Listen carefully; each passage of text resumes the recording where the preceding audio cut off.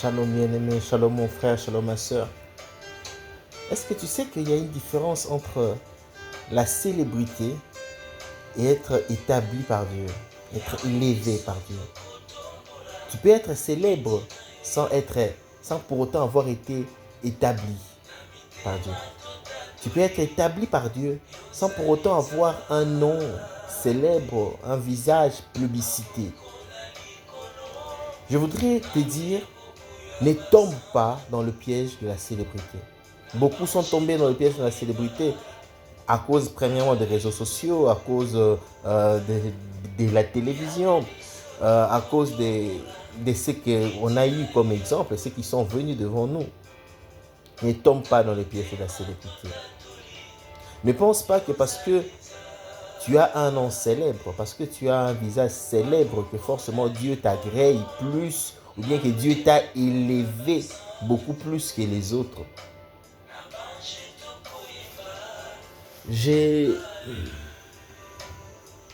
Nous étions tous enfants et nous avons tous connu de grands pasteurs ici au Congo. Qui sont là jusqu'à présent, qui continuent à œuvrer, pas dans le silence, mais pas dans la discrétion, mais ils œuvrent de la manière dont Dieu les a appelés à œuvrer. Des grands pasteurs qu'on ne connaît pas de visage. Des grands, il y en a plein. Je ne citerai pas de nom. Quand tu es à Kinshasa et que tu vas vers l'aéroport de Njili, quand tu arrives vers le pont Mayangili, là, il y a une grande église là que beaucoup de personnes connaissent, que tout le monde connaît. Mais le visage de ce pasteur-là, le nom de ce pasteur, très peu le connaissent. Quand tu es à Kasavubu, il y a une grande église, une très grande église à Kasavubu. Le pasteur est là depuis que moi j'étais jeune enfant. Combien de personnes connaissent son nom, combien de personnes connaissent le visage, mais l'église est connue. Dieu peut t'établir, t'élever, sans que ton visage ou ton nom soit élevé ou bien célèbre. Par contre, on connaît des personnes qui sont pasteurs, qui sont reconnus pasteurs, qui sont connus pasteurs par tout le monde. Quand tu montres la photo, on dit que c'est le pasteur tel. Mais combien de ces personnes qui le connaissent pasteur ont déjà eu à entendre son message, son exhortation, sa prédication, même sur les réseaux? On connaît qu'il est pasteur, parce qu'il est plébiscité. La célébrité vient parce qu'on se bat, on recherche, on se bat pour être plébiscité, médiatisé. Tu peux devenir célèbre en faisant des scandales. Hein? Il y a beaucoup de personnes qui sont devenues célèbres en faisant des scandales. Ils commettent des scandales et son nom part et on le connaît. La célébrité, c'est pas mondain. La célébrité n'est pas un péché. Mais c'est quoi l'objectif que tu vises? Pourquoi tu veux que les gens puissent te connaître ton nom, connaître ton visage? Est-ce la mission que Dieu t'a donnée? Quand on était jeune, je ne comprenais pas pourquoi on parlait de Jimmy Swaggart comme télé-évangéliste. C'est par la suite qu'on m'a expliqué qu'en fait c'était parmi les tout premières personnes à prêcher via la télévision, via les médias. Alors il a eu ce titre-là de télévangéliste, les gens l'appelaient ainsi. Aujourd'hui, avec les réseaux sociaux, nous avons des créateurs de contenu. YouTubers, TikTokers, ce sont d'abord des créateurs de contenu. Et nous avons des créateurs de contenu à caractère des églises évangéliques, des prédications, des exhortations, des enseignements. Et c'est à encourager. C'est ce que nous voulons. Mais nous ne sommes pas tous appelés à faire ça. Parce que nous le faisons pour quel but? C'est quoi l'intention? L'intention qui vient derrière, c'est de là maintenant d'où vient le péché. C'est de là maintenant d'où vient l'orgueil. C'est de là maintenant d'où vient la convoitise. On me parlait d'un révérend pasteur, un grand pasteur à Kinshasa. Il était connu, grand, élevé, Dieu agissait. Et lorsque le vent des chaînes de télé évangéliques s'est installé à Kinshasa, ses amis ont installé des chaînes de télé, des chaînes de radio, et il s'est dit que lui aussi devait le faire. Dieu lui a dit non. C'est pas le moment, pas toi. Il a prié, il voulait encore le faire, Dieu lui dit non. Il s'est dit non, je dois quand même lancer et tout le monde l'a fait. En plus, il était soutenu, l'église était là, l'église encourageait. Nous aussi, on veut avoir notre chaîne de télé. On me raconte qu'il avait installé des pylônes pour les antennes qui se sont écoulés 2 ou 3 fois. Parce que Dieu avait dit non. Mais c'était un grand pasteur. Moi, je connais un autre pasteur qui, à chaque fois qu'il se prépare de louer des espaces, bon, c'était à l'époque, il n'y avait pas encore Internet comme aujourd'hui, à chaque fois qu'il s'est préparé pour louer les espaces, pour passer à la télé, pour donner ses enseignements, le temps de la différence, Dieu lui disait non, c'est pas encore le moment. Non, c'est pas encore le moment. C'est un révérend pasteur qui œuvre, qui sert Dieu. Ne tombe pas dans le piège de la célébrité. Reste fidèle à Dieu. L'Éternel est celui qui élève. Et quand l'Éternel t'élève, personne ne peut t'ébranler, personne ne peut te combattre, personne ne peut te rabaisser. Reste fidèle. La Bible dit, celui qui est fidèle en peu de choses le sera aussi en beaucoup. Celui qui est fidèle à ce qui... Si tu n'es pas fidèle à ce qu'il y a autrui, qui te donnera ce qu'il y a à toi? Sois fidèle là où tu es, dans l'œuvre que tu fais. Même si c'est sous quelqu'un d'autre, sois fidèle. Même si c'est encore dans le noir pour toi, dans l'obscurité, dans la timidité, sois fidèle. Beaucoup se sont battus pour passer dans les médias. Beaucoup se sont battus pour passer à la télévision. Et ils se sont cassés les dents. Ils se sont égarés, ils se sont même éloignés de Dieu. Quel est l'objectif que tu vises? L'objectif, c'est que tu aies un nom grand. Et l'objectif est que tu puisses faire l'œuvre que Dieu t'a donnée. Je dis, il y a des créateurs de contenu. Nous qui sommes sur Internet, nous sommes des créateurs de contenu. Et tout créateur de contenu n'est pas forcément un serviteur de Dieu. Maintenant, il y a des serviteurs de Dieu qui utilisent l'Internet pour dispenser leur prédication, leur message. L'intention. Que l'intention soit d'abord le salut des âmes. Que l'intention soit d'abord qu'on remplisse le ciel. Que l'intention soit d'abord qu'on récupère ceux qui sont égarés. Que l'intention soit d'abord que le nom de Christ, l'évangile du salut, soit propagé. Et non pas que nous soyons célèbres. Et non pas que nous soyons vus. Et non pas que nous. Parce qu'aujourd'hui, tu as de ces personnes qui donnent l'impression que c'est lui l'unique pasteur qui est resté. Donc lui et ses serviteurs, lui et c'est les ouvriers de son église. Une fille m'a déjà dit ça. Que je vais au Congo, il n'y a qu'un seul pasteur, notre pasteur. C'est le seul vrai pasteur qu'il y a au Congo. Je suis sorti, je l'ai regardé, je lui ai dit, je ne suis pas pasteur, regarde. Je prêche, d'autres personnes m'appellent pasteur, mais ne dis pas que je suis faux. Oh non, toi tu n'es pas faux, tu te dis que tu n'es pas pasteur, donc mon pasteur aussi est faux. Non, ton pasteur n'est pas faux. Pourquoi? Parce que son pasteur est célèbre. L'image que nous donnons doit nécessairement faire ramener les cœurs des gens vers Christ. Le message que nous devons donner doit ramener les gens vers Christ. Utilisons notre nom pour l'avancement du royaume des cieux.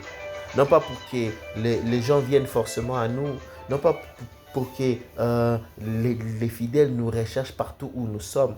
Je me souviens, enfant, on suivait Club 700. Et à la fin, lorsque ils invitaient les gens à recevoir Jésus-Christ, il est demandé de contacter l'église la plus proche. Combien encore aujourd'hui envoyons aux gens dans l'église la plus proche? Quand nous avons des personnes qui, quand ils voyagent, ils restent encore attachés à leur église qui est à plus de 8000 km. L'église la plus proche.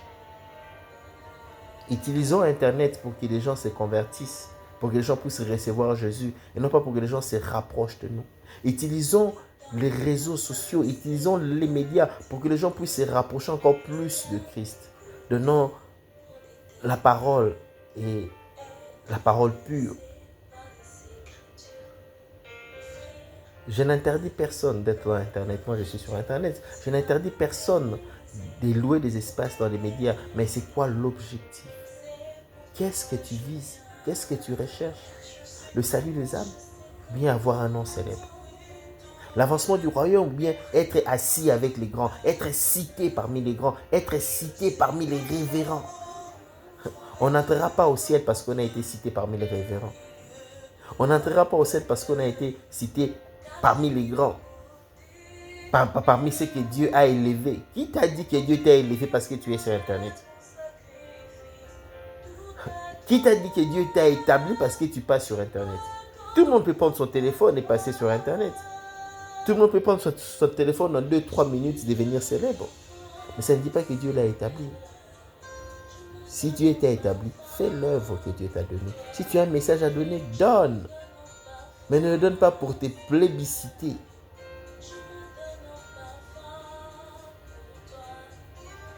Que Dieu nous aide à avoir les sentiments qui étaient en Christ. Lui qui était plein de grâce. Lui qui était la parole faite chair. Il a su être humble. Humble. Et il a su, pendant 3 ans, faire le ministère de son Père. Sans rechercher autre chose. Des fois, il y a de ces jeunes aujourd'hui qui se perdent, qui s'égarent. Ils sont dans l'œuvre, mais ils sont égarés. Parce que l'objectif n'est plus l'avancement du royaume. L'objectif est l'avancement de leur nom, l'avancement de leur visage. L'objectif est d'être cité parmi les grands, d'être assis au milieu des grands. Il vaut mieux venir à la fête, être assis derrière, et que l'organisateur de la fête vienne te prendre derrière pour te mettre devant. C'est important aussi.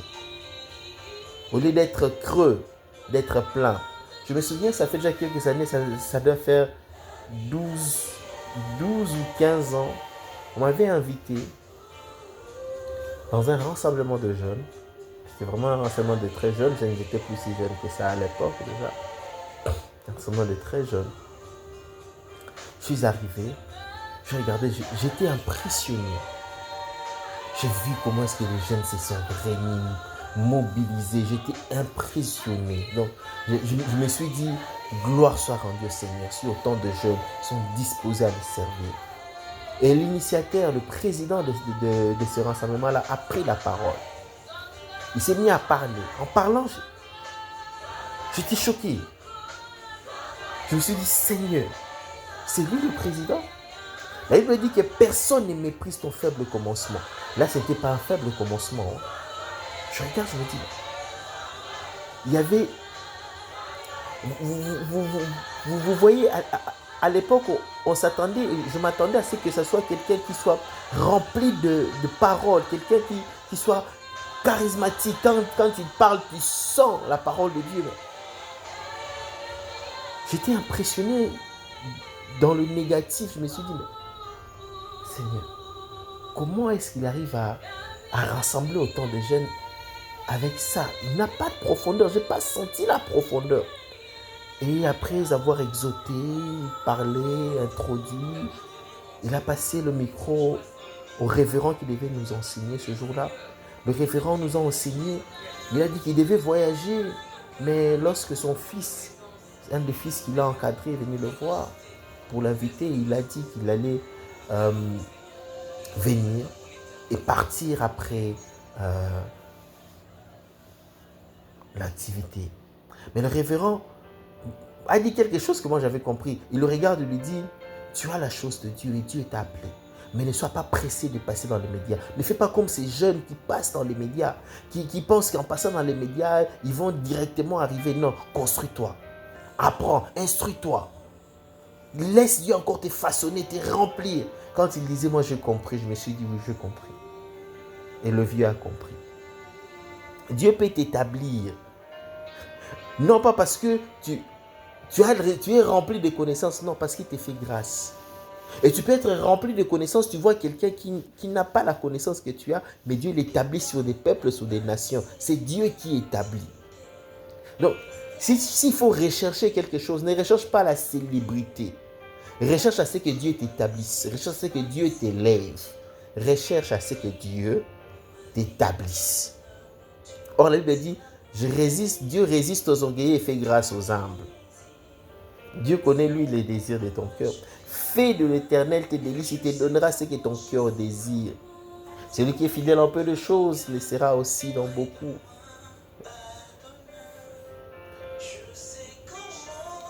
La Bible dit, l'obéissance vaut mieux que le sacrifice. Donc, si tu veux que Dieu t'établisse, respecte au moins ça. Dieu t'établira. Dieu t'établira. Même après 10 ans, même après 20 ans, Dieu t'établira. Mais ne cours pas vite. Rien ne sert à courir vite, mais hors plan de Dieu. Rien ne sert. Rien ne sert. J'espère que ce message parlera à quelqu'un. Je sais que je m'adresse aux serviteurs de Dieu, aux jeunes serviteurs de Dieu, surtout ceux qui sont dans les réseaux sociaux.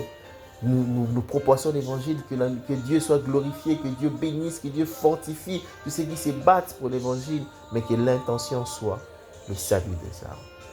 Que Dieu soit béni, que Dieu nous bénisse, que Dieu nous fortifie.